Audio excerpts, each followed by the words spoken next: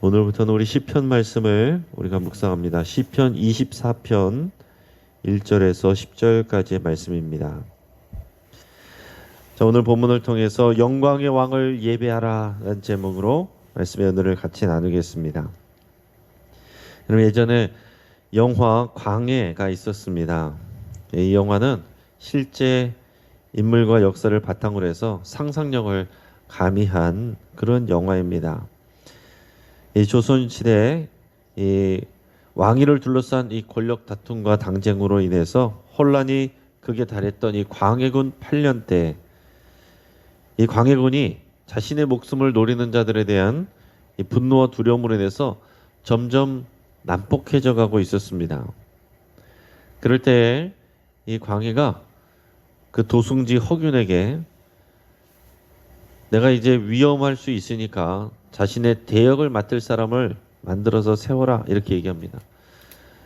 그래서 이 도승지 허균이 그럴 만한 사람을 찾다가 기방의 취객들 사이에서 그 걸쭉한 만담으로 인기를 끌고 있던 하선이라는 자를 발견하게 되는데, 이 하선이라는 자가 왕하고 외모가 똑같이 생겼는데 또 뛰어난 재주와 말솜씨로 왕의 흉내도 너무나도 기가 막히게 잘 내는 겁니다.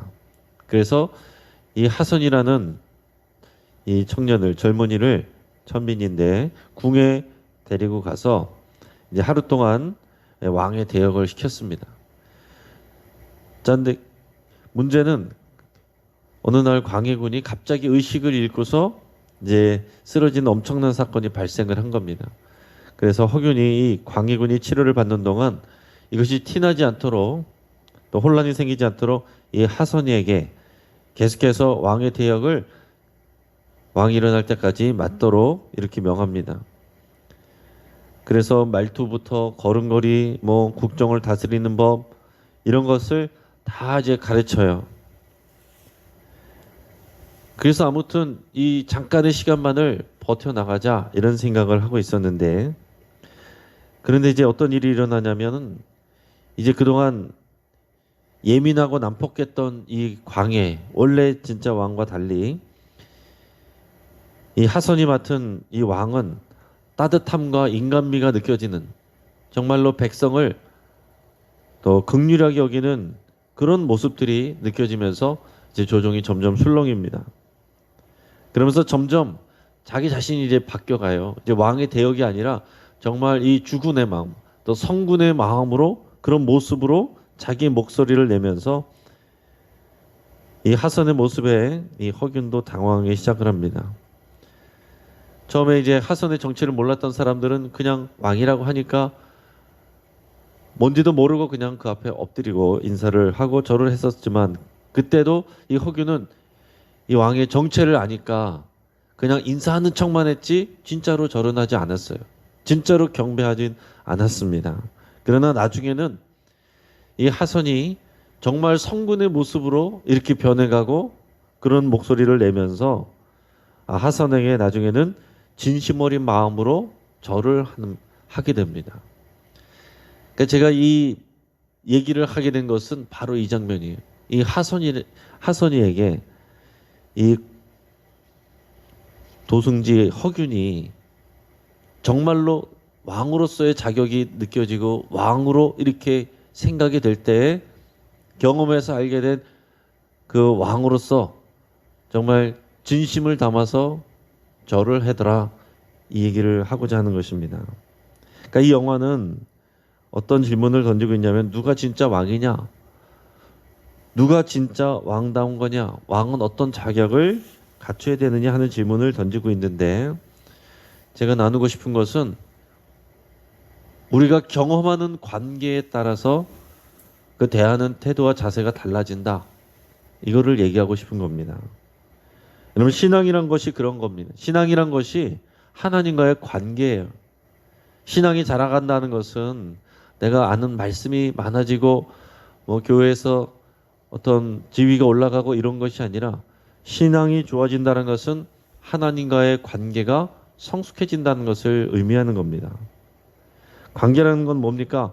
상대를 인식하는 그 정도에 따라서 관계가 달라지는 것입니다. 그러니까 관계가 깊어지고 좋아진다는 것은 그 상대방에 대한 그 인식, 상대방을 알아가는 것이 더 깊어지는 것을 말하는 거예요. 그래서 그 관계에 있어서 상대방을 어떻게 인식하느냐, 누구로 인식하느냐, 여기에 따라서 대하는 태도가 달라지고 신앙이 달라지고 관계가 달라지는 겁니다. 그래서 예수님은 제자들에게 뭐라고 물어봤습니까? 사람들이 나를 누구라고 하더냐?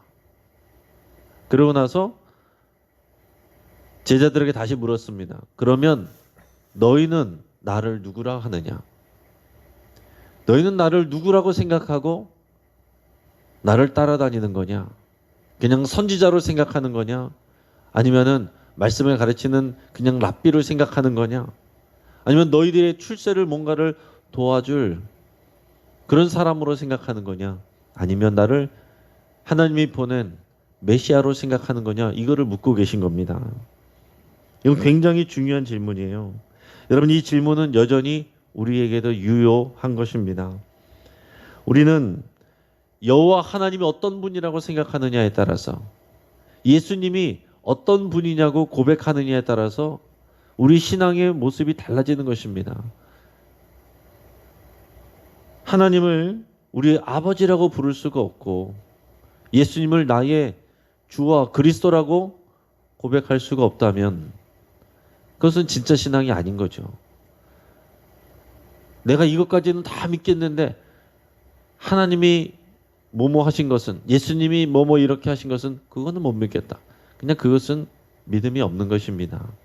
다 믿는데 그 부분만 부족한 것이 아니고, 믿으면 다 믿는 것이고 안 믿으면 안 믿는 것이지 부분적으로 믿을 수 있는 것이 아니다라는 거예요. 오늘 이 다윗 왕이 오늘 시를 통해서 여호와 하나님을 찬양하고 있습니다. 여호와 하나님을 찬양하고 있는데 다윗이 이해하고 있는 하나님이 어떤 분인가, 여기에 초점을 맞춰서 우리가 이 시를 우리 같이 묵상할 수 있기를 바랍니다. 다윗은 먼저 우리 하나님을 찬양할 때에 창조주 하나님으로 인식하고 그렇게 찬양하고 있습니다. 1절 2절 말씀을 같이 한번 읽어보겠습니다. 자, 시작. 땅과 거기에 충만한 것과 세계와 그 가운데 사는 자들은 다 여호와의 것이로다. 여호와께서 그 터를 바다 위에 세우시며 강들 위에 건설하셨도다. 아멘. 창조주 하나님, 창조주 여호와. 여러분, 이것이 다윗의 고백이에요. 이것이 우리의 고백이어야 됩니다. 여호와 하나님께서 나를 창조하시고 우리 가정을 창조하시고 이 세상을 창조하시고 이 땅의 모든 것을 창조하셨습니다. 우리 하나님을 창조주 하나님으로 바라보는 사람하고 그냥 여러 신들 중에 하나로 바라보는 것하고는 전혀 다른 것이죠. 내가 하나님은 믿는데 하나님은 교회 안에 계셔야지, 종교 영역에서 있어야지, 종교 밖으로 나오면 안 된다 생각하면은 하나님을 창조주 하나님으로 여기는 것이 아닌 것이죠. 땅과 거기에 충만한 것과 세계는 뭘 얘기합니까? 하나님이 창조하신 이 모든 피조 세계를 얘기를 하는 것입니다. 그 가운데 사는 자, 이건 하나님이 창조하신 이 땅에 사는 모든 인간들, 우리들을 얘기하는 것입니다. 자, 하나님은 이 땅과 세상 만물을 창조하셨고 그리고 사람을 창조하셨습니다. 창조하셨다는 것은 무슨 얘기입니까? 하나님이 주인이 되셨다라는 것입니다. 그리고 이 세상은 하나님의 뜻에 맞추어서 만들어졌고 그렇게 이루어지고 있다라는 것을 다 포함하는 말들이에요.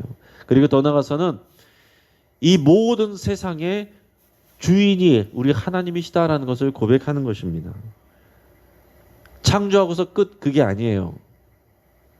그런 개념은 서양적인 개념이, 그런 개념이 있습니다.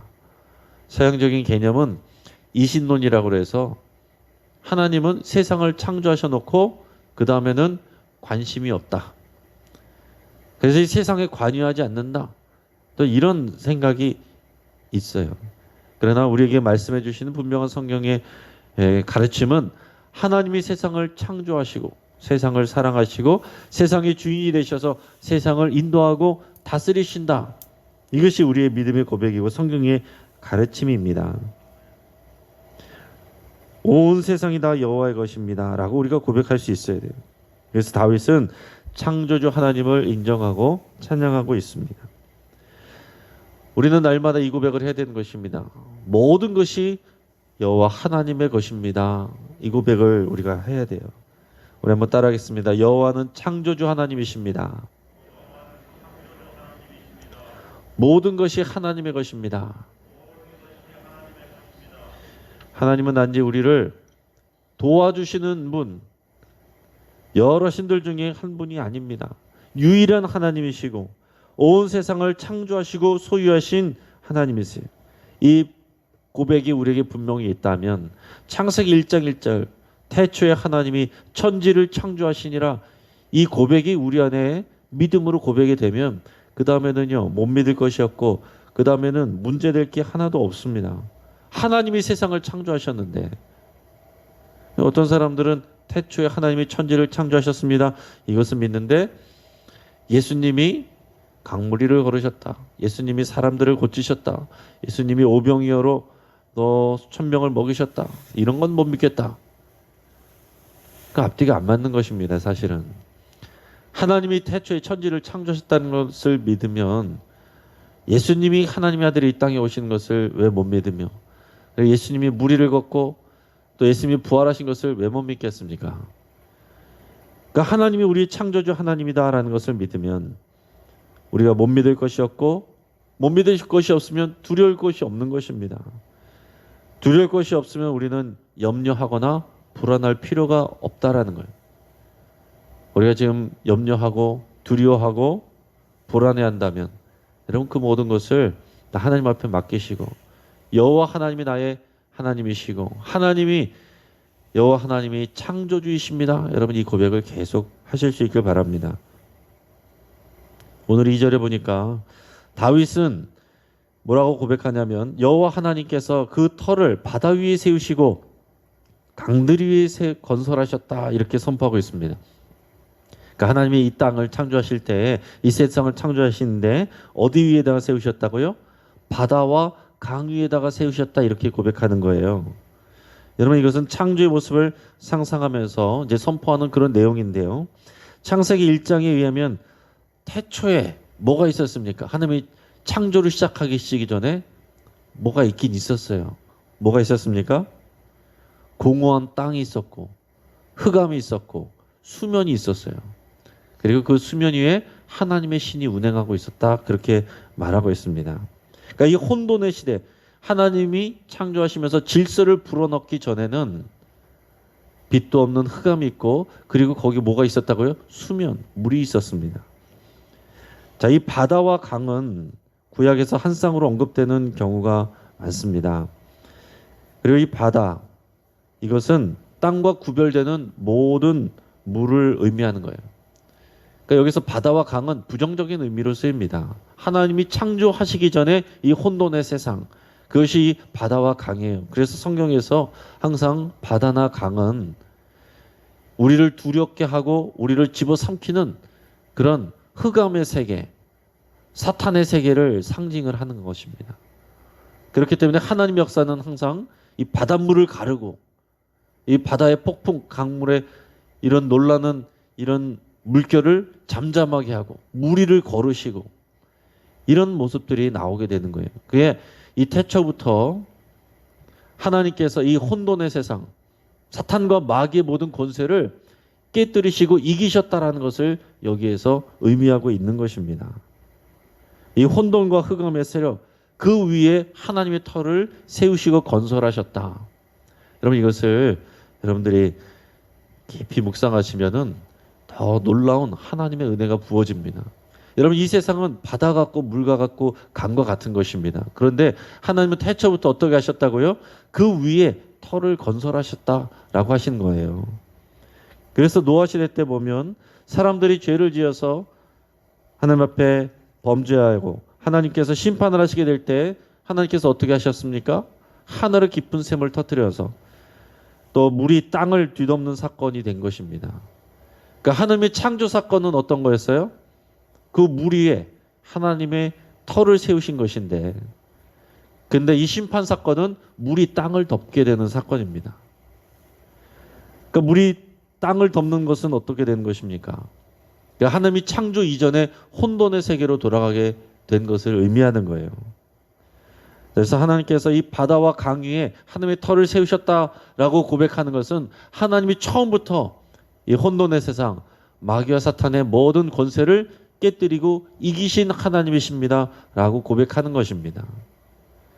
이건 굉장히 깊은 내용이에요. 여러분들께서 이것을 더 깊이 묵상하시면서 내 안에 있는 모든 혼란들, 내 안에 있는 모든 혼돈들, 모든 두려움들, 내 삶에 있는 모든 바다와 강의 존재들, 그 위에 하나님이 다 이기시고 터를 세우셨습니다. 하나님의 나라를 세우십니다. 교회를 세우십니다. 우리 가정을 세우십니다.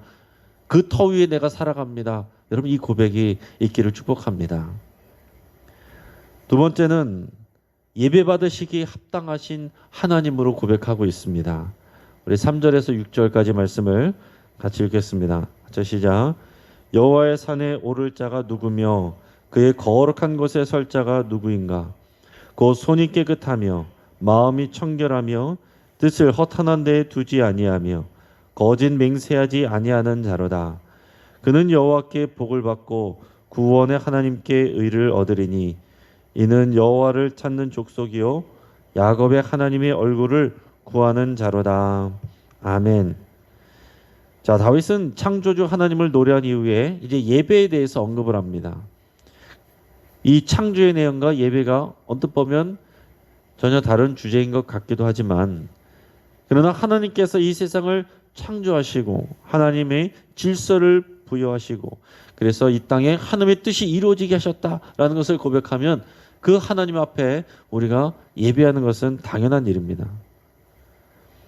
하나님이 주인 되셔서 지금도 역사를 주관하고 계십니다. 하나님이 이 땅의 주인이십니다.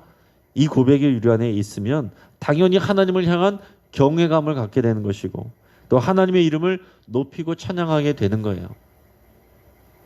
다윗은 뭐라고 수사적인 질문을 던집니까? 여호와의 산에 오를 자 누구며 그의 거룩한 곳에 설 자가 누구인가? 누가 하나님을 예배하는 자인가? 어떤 사람이 예배할 만한 사람인가? 이렇게 말하고 있는 것입니다. 예루살렘 성전이 있는 이 시온산과 성소를 의미하는 거예요. 그때는 예배를 이 시온산에 있는 예루살렘 성전, 거기가 하나님의 집이고 거기가 예배하는 곳이니까 거기를 말할 때 여호와의 산, 거룩한 곳 이렇게 표현하는 것입니다. 자, 누가 하나님을 하나님의 전에서 예배하느냐? 어떤 사람이 그 자격이 있느냐? 반대로 하나님께 예배하는 사람은 어떤 사람이어야 되느냐? 이런 질문을 수사적인 질문을 던지고 있는 것입니다. 그리고 곧바로 이제 대답을 하는 것이 이제 내용이 나오죠. 4절에 보면 뭐라고 말합니까? 손이 깨끗하며 마음이 청결한 자다. 자, 손은 겉으로 드러난 것이고 마음은 속에 있는 것이죠. 이것이 동일하게 깨끗한 사람이다라는 것입니다. 자, 어떤 사람은 겉으로 드러나는 손으로 하는 것, 눈으로 사람들에게 보여지는 것은 굉장히 바르고 좋은 것 같지만 마음이 썩어 있고 부패한 사람이 있습니다. 근데 어떤 사람은 마음은 깨끗해요. 하나님 앞에 이렇게 살기로 날마다 작정하는데 손으로 나타나는 건 아무것도 없어요. 그건 또 아무것도 아닌 것입니다. 하나님 앞에 예배하는 자는 어떤 사람이라고 했습니까? 마음과 손이 똑같이 깨끗한 사람이다. 이렇게 얘기를 하고 있는 것입니다. 그러니까 우리 삶이 하나님 앞에 예배하는 것과 연결이 된다라는 얘기예요. 그 다음에 뜻을 허탄한 데에 두지 아니하며 거짓 맹세하지 아니하는 자입니다. 이렇게 얘기합니다. 뜻을 하나님께 두지 않는 것, 그게 다 허탄한 데 두는 거예요. 허탄한 데 뜻을 두는 게 뭘까? 하나님께 집중하지 않는 것, 하나님을 나의 삶의 목적으로 하나님을 구하지 않는 것, 그 모든 것이 다 허탄한 데 뜻을 두는 것입니다. 내가 하나님도 사랑하는데 정말로 내가 목적을 하고 달려가는 것은 하나님의 뜻이 아닌 것이라면 하나님을 아닌 허탄한 데 뜻을 두는 것이다 라는 것입니다. 여러분, 목회를 하면서도 허탄한 데 뜻을 두고 있을 수가 있어요. 여러분들이 직분을 가지고 중직자로서도 교회 일을 열심히 하면서도 허탄한 데 뜻을 두고 있을 수가 있는 것입니다. 오직 정말로 하나님을 목표로, 하나님이 기뻐하시는 뜻을 목적으로 그렇게 나가지 아니하면, 우리의 마음을 전심으로 그렇게 두지 아니하면 뜻을 허탄한 데 두지 아니하는 것입니다. 내가 교회 안에 있지만 교회 생활을 하지만 그러나 하나님의 영광을 구하지 않고 하나님의 뜻을 구하지 않고 오직 내 행복, 내가 잘 되는 거, 내 이름이 드러나는 거 이것만 구하면 허탄한 데 뜻을 구하는 거다라는 얘기입니다.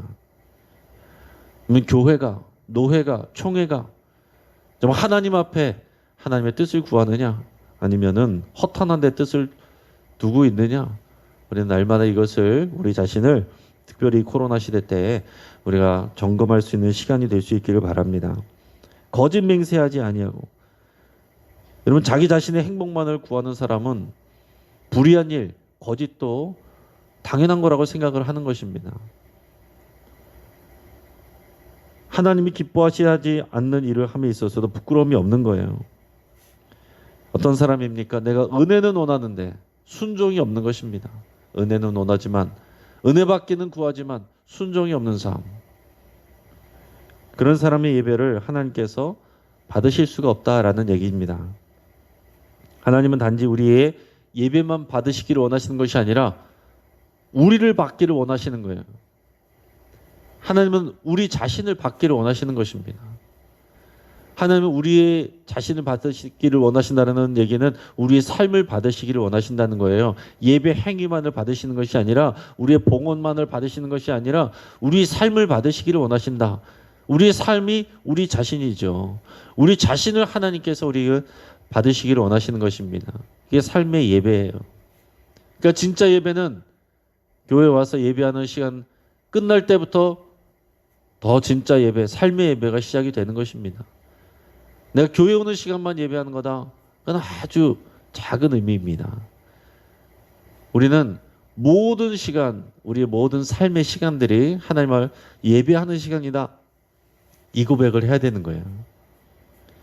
그런 사람이 여호와께 복을 받고 의롭다 하심을 받는다라고 얘기를 하는 것입니다. 이런 사람은 여호와를 찾으며 하나님의 얼굴을 구한다. 허탄한 데 뜻을 구하지 아니하고 하나님의 얼굴을 구하고 하나님이 기뻐하시는 일을 구하고 하나님의 뜻을 구하는 그런 사람이다라는 것입니다. 하나님을 사랑하고 하나님을 기대하고 하나님을 소망하는 사람.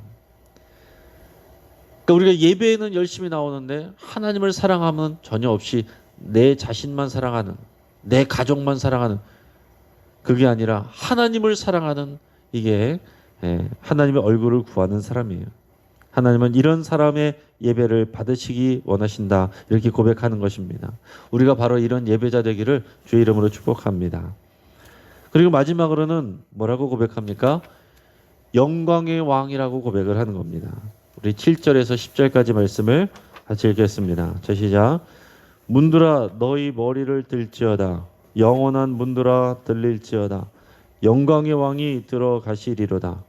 영광의 왕이 누구시냐? 강하고 능한 여호와시요 전쟁에 능한 여호와시로다. 문들아 너희 머리를 들지어다. 영원한 문들아 들릴지어다. 영광의 왕이 들어가시리로다. 영광의 왕이 누구시냐? 만군의 여호와께서 곧 영광의 왕이시로다. 아멘. 자, 하나님은 영광의 왕이십니다. 영광의 왕, 하나님은 왕이세요. 이 영광의 왕이 행차를 하시니 다윗이 뭐라고 선포합니까? 세상의 모든 문들아 들릴지어다, 열릴지어다, 이렇게 고백하는 거예요. 이렇게 선포를 하는 것입니다. 세상의 모든 문이 머리를 들고 문을 열어서 왕을 환영하라, 이렇게 선포하는 거예요. 그러니까 이거는 이제 수사적인 표현이고, 그러니까 영광의 왕이 행차하신다, 이거를 강조하고 있는 것입니다. 보라, 우리 하나님은 영광의 왕이시다. 영광의 왕이 우리에게 오신다. 모든 문을 열어라. 그에게 합당한 영광을 올려드려라. 그렇게 선포하고 있는 거예요. 그래서 이런 표현은 이제 학자들이 생각할 때 몇 가지 가능성이 있는데, 하나는 다윗이 벗개, 잃어버린 벗개를 찾아가지고 돌아올 때 이 노래를 부르지 않았을까. 그러니까 정확하게 이 시편이 어떤 상황에서 쓰여져 있는지는 정확하지 않아요. 네, 학자들이 생각할 때에 그 벗개를 찾아왔을 때 이 시편을 짓지 않았을까, 이렇게 생각하는 경우들이 있고, 또 어떤 경우에는 이것은 하나님께서 또 영광의 왕으로 영광 받으시고 예배 받으시는 그 예배 현장에서 이게 사용되었을 것이다. 그래서 성전에서 하나님께 영광을 올려드릴 때, 제사들을 드릴 때 불렀던 그런 찬양일 것이다. 이렇게 생각하기도 합니다. 자, 아무튼 다윗은 하나님께서 영광의 왕으로 행차하시는 모습을 눈으로 상상을 하면서 이제 바라보고 있다라는 거예요. 그러니까 여러분, 우리가 시편을 읽을 때, 특별히 시편을 읽을 때는요, 우리에게 뭐가 필요하냐? 상상력이 필요한 것입니다. 시편은 막 분해해가지고 논리적으로 막 이해하는 것보다 더 중요한 것은 우리가 상상력을 가지고 마치 어떤 그림을 보듯이, 영화의 한 장면을 보듯이 실제 일어나는 일들을 우리가 상상을 하면서 우리가 이렇게 이 말씀 그 자체를 시로서 우리가 이렇게 묵상하고 향유하는 것이 더 좋은 방법이에요.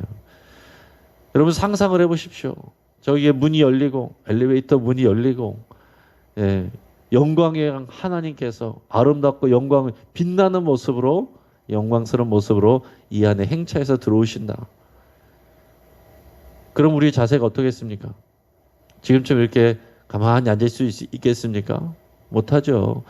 여러분, 우리 문화권에서는 어른이 들어와도 일어나는데 영광의 왕이 들어오시면은 황공해하고 황송해하고 기뻐하고 뭐 즐거워하고 때로는 뭐 당황하고 그러면서도 그 하나님 앞에 영광을 올려드리는, 왕 앞에 올려드리는, 영광을 올려드리는 그런 모습이 될 거예요. 그러니까 우리가 그런 감정, 그런 상상력을 가지고 오늘 이런 말씀 앞에 나가는 것이 참 좋다라는 얘기입니다. 자, 영광의 왕이신 하나님, 다른 표현으로는 만군의 여호와 하나님, 이렇게 할 수 있어요. 그러니까 영광의 왕께서는 모든 군대를 다스리시고 이기시고 승리하시는 왕 되신 하나님, 전쟁에 능하시고 강하신 하나님이시라고 이렇게 고백을 하는 것입니다.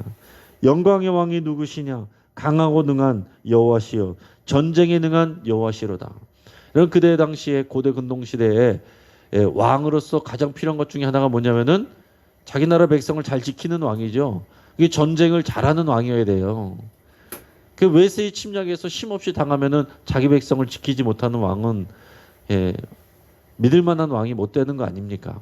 그러니까 영광의 왕은 강하고 능력이 있어서 전쟁에 능한 그런 왕이시다. 그런 왕을 우리가 만군의 여호와 하나님, 이렇게 고백을 하는 것입니다. 여러분, 우리의 인생은요, 영적인 전쟁입니다. 세상과의 싸움이에요. 그리고 세계관의 싸움이고, 여러분, 지금 우리가 살아가는 이 세상이 그렇습니다. 이것은 예전에도 그랬고 지금도 마찬가지인 거예요. 이 땅에서 그리스도인들과 교회는 연약하고 힘이 없어 보일 때가 많습니다. 이 세상이 거센 장벽 앞에서 너무 작아 보이기도 합니다.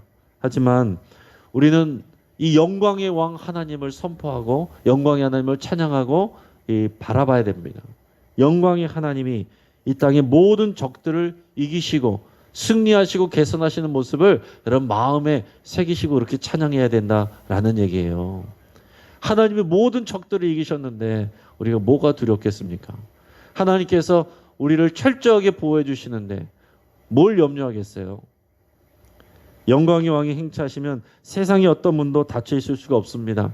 세상의 문들이 열리고 천국의 문들이 다 열리는 것입니다. 문들이 다 열리는데 잘 안 열리는 문이 하나 있어요. 그 문이 뭐겠습니까? 사람의 마음의 문이 잘 안 열려요. 이 영광의 왕이 행차하시는데도 사람의 마음의 문이 잘 안 열리는 게 문제입니다. 여러분, 우리는 믿음으로 선포하면서 내 마음에, 또 우리 가정에, 여러분 이 교회에, 여러분 이 세상에 그렇게 선포를 해야 되는 것입니다. 영광의 왕이 들어가신다. 모든 문들아 들릴지어다, 열릴지어다. 단순히 그냥 묵상하는 정도가 아니라 여러분 기도하실 때도 그렇게 기도하시기를 바랍니다. 이 가정에 모든 닫혀있는 문들, 영광의 왕이 들어오시니 문들아 열릴지어다. 여러분 경제의 문들 열릴지어다. 건강의 문들 열릴지어다. 자녀의 이 믿음의 문들 열릴지어다. 마음의 문들이 열려야 영광의 왕이 우리 자녀들의, 가족들의 마음의, 신앙의, 삶의 영광의 왕으로 행차하시고 들어가시는 모습을 상상하시면서 여러분 그렇게 선포하시고 그렇게 기도하시기를 바랍니다. 이제 말씀을 정리하겠습니다. 신앙은 하나님을 어떤 분으로 인식하느냐에 따라 달라지게 되어 있습니다. 하나님은 우리의 창조주 하나님이시고 예배받기에 합당하신 분이시고 영광의 왕이십니다. 그러면 우리는 어떤 사람이에요? 우리는 하나님의 피조물이고 예배자이고 그리고 그분의 백성인 것입니다. 하나님을 온전히 믿음으로 인식할 때 그때에 우리의 정체성이 비로소 분명해지는 겁니다. 그리고 우리의 사명, 우리가 해야 될 것이 무엇인지 이것이 분명해져요. 하나님을 온전하게 인식하고 하나님의 깊은 관계 가운데 들어가시는 저와 여러분 되시기를 주의 이름으로 축복합니다. 다시 한번 기도하겠습니다. 오늘 말씀을 붙잡고 함께 기도할 때 내가 하나님을 더 알아가기로 여러분 그렇게 결단하고 성령님 나를 도우셔서 내 마음의 빛을 비춰주셔서 하나님을 더 알아가게 하여 주옵소서. 여러분 그렇게 고백하고 기도할 수 있기를 바랍니다. 여러분 하나님을 더 깊이 아는 것이 우리가 승리하는 방법이에요. 하나님 앞에서 우리가 그의 피조물이고 우리가 예배자이고 백성인 것을 고백하며 우리가 하나님 앞에 마땅한 영광을 돌리는 삶을 살기로 하나님 앞에 마음과 손이 깨끗한 삶을 살기로 여러분 그렇게 결단할 수 있기를 바랍니다. 우리 삶의 모든 닫혀있는 문들이 열리기를 여러분이 기도할 수 있기를 바랍니다. 내 마음의 문, 가정의 문, 그리고 여러분 경제의 문, 건강의 문, 진로의 문, 모든 문들이 영광의 왕 앞에서 다 열리기를 여러분이 그렇게 선포하시면서 기도할 수 있기를 바랍니다. 우리 가정들을 위해서 기도하며 여호와 하나님을 깊이 알아가고 사랑하는 그러는 하나님의 성전, 하나님의 나라가 되기를 위해서 같이 기도하시고 우리 환우들을 위해서 여러분 계속 기도하셔서 우리 주변에 아프신 분들 또 치료받으시는 분들 또 여러분의 아픈 것을 위해서 여러분 기도하시고 우리 영신교회를 위해서 기도하실 때 우리 주주클럽을 통해 가정 회복이 이루어지고 또 대면 예배가 확대가 되었는데 또 조그만 사고도 없이 안전하게 모든 영신의 성도들이 또 예배를 회복할 수 있도록 우리 함께 또한 기도하겠습니다. 우리 주여 한번 간절히 부르짖고 합심해서 함께 기도하겠습니다.